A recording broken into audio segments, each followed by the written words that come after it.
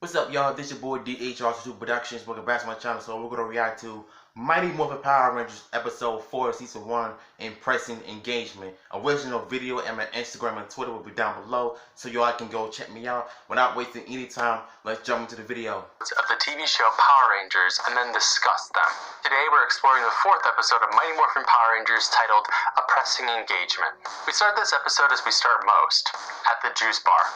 Jason is lifting weights to try to beat the record of number of bench presses while Ernie counts. The record is set to 1,010 presses, to which I say, what the fuck? These are supposed to be teenagers. Kimberly is doing stuff on a balance beam, comes off of it, and walks over to cheer on Jason while chewing on some bubble gum. Then, Zach comes in on a skateboard and face plants into a bubble Kim was blowing and pops it all over the place, which makes Ernie lose count. Somehow that means that Jason will now have to start all over again from zero instead of just...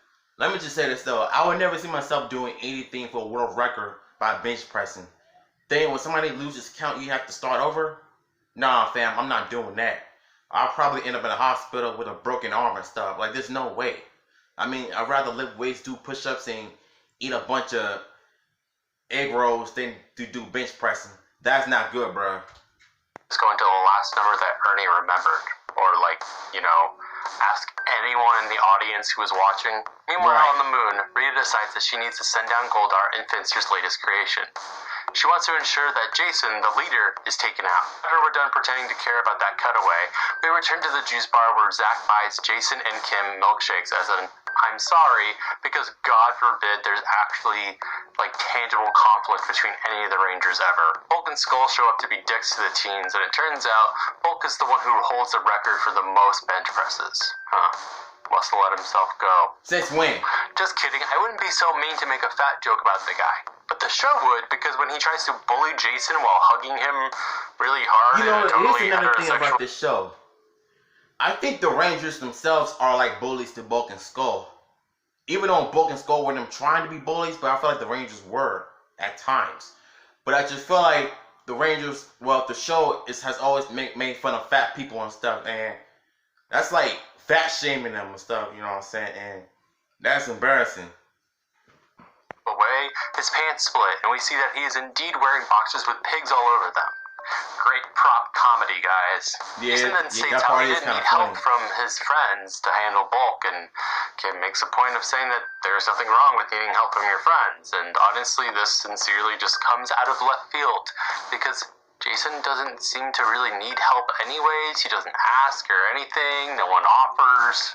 Zordon rings and tells the three that a new monster named King Sphinx has arrived on Earth, and it's time to fight. They morph to a miniature stage to fight putties, who look a little bit differently and like rocky, almost like... Yeah, it's all because I don't know, Finster left him in the oven for too long. Sphinx is a dick and decides to flap his wings and send Zach and Kimberly away from the battle. Meanwhile, we can only assume Billy and Trini hit snooze on their communicators because they're nowhere to be found. Zach and Kimberly land on the balance beam in the Mute Center, and my question is, how did no one notice this? Exactly. Decides it's time to kidnap Jason to an abandoned rock quarry so that they're not interrupted by anything else, I guess. We finally see Billy and Trini hanging out together at Billy's garage when Kimberly and Zach come rushing in to let them know that Jason's been kidnapped. But I'd like to ask them, like, where the fuck were you guys? They go to the command center where they have to harness the power of bad CGI to create the power crystals, which will give added power to their Zords or something.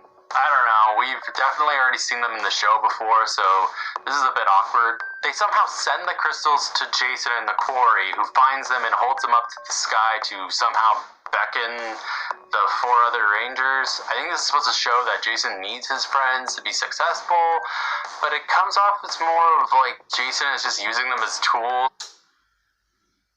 It's funny because in the past, I didn't really care what the episode was about, and I didn't really care why Jason used the crystals, but my thing is this. In Zyuranger, May, Dan, and Boy were trapped in a tree, and Geki was the only one that had to fight the Sphinx and Gryffindor. Look, man, look, I forget what the episode was about, but I just feel like this episode didn't really make any sense. Not that I actually look back at it, and they just morphed and teleported out of the command center, zoomed right into the power crystal, and just ran. That's just my theory on it, but it's just weird. However, I did like the fight between Jason and King Sphinx. I mean, it's probably one of Jason's best moments, though, but who cares? For his own plot device here, Rita gets really mad and makes King Sphinx and Goldar grow, and the Rangers call on their Zords. They come together in tank mode, but they get their asses handed to them until they come together as the Megazord. There's also a beat where they decide to go back to tank mode to dodge a swing from Goldar, which begs the question, where did Kim go during that time? Short story shorter, the Rangers defeat King Sphinx and Goldar gets the hell out of there because he's too important to die today. Rita gets upset that her nonsensical plan did not work. The teens are back at the juice bar because they have literally nowhere else to go, and Jason has just beat the record for the amount of bench presses. Billy and Trini are there to cheer him on, and Ernie is nowhere to be found, which is probably for the best. Ernie shows up, brings out a celebratory cake for Jason that might as well say, good job on that huge dick, bro, and then Bulk falls into it face first because that's allegedly comedy. Yep, that's it. This episode is really confusing because they don't seem to know what they want it to be about. Is it about Jason being hot-headed and determined without his friends? If so, where the hell were Billy and Trini? Clearly they didn't care. What else can the crystals do?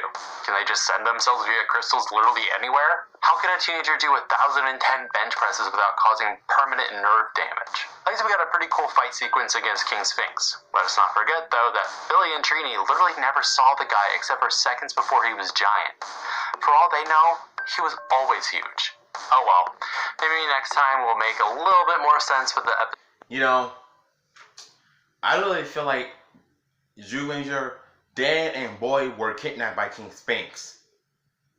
But they could have used that part in the episode, but instead they made it about Jason.